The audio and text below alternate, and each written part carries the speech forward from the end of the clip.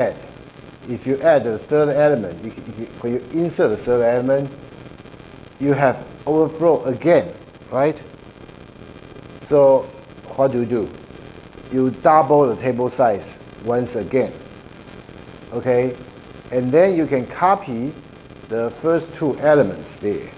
And then you can now insert a third element, okay? Okay, and the fourth insertion can also be done quickly, right? So, actually the first four insertion, only the fourth one does not involve table creation, right? Well, the first one can also, the first one you need to create the table with 1 unit. Yeah. But yeah, I mean, so only the fourth one does not involve table creation. Okay, so just directly insert the fourth element into that table, right? So that insertion is a very simple operation. It takes like very small amount of effort. The fifth one, you have overflow again. You need to grow the table size once more. Okay? And then you copy all the elements from the old table to the new table, and then you insert the fifth element. And you can do the same for the sixth element, seventh element. Okay, because you don't need to increase the table size, and so on. Okay, so this is how a dynamic table is is done. Okay. So if I ask you, what is the worst case analysis for this dynamic table?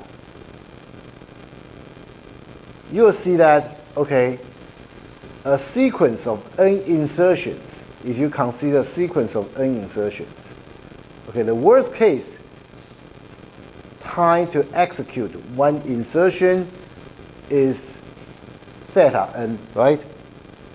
The insertion by just an insertion, but you also need to, consider, okay, because, for example, when you insert the fifth element, you need to create a new table and copy the previous numbers and then insert the fifth one. So the whole thing, is linear, right? Takes a linear amount of time, okay? So you say, okay, the worst case of the insertion is theta n. So the worst case time for n insertion is n times theta n is n squared. Is it the case? Actually, no. This estimate is obviously too high.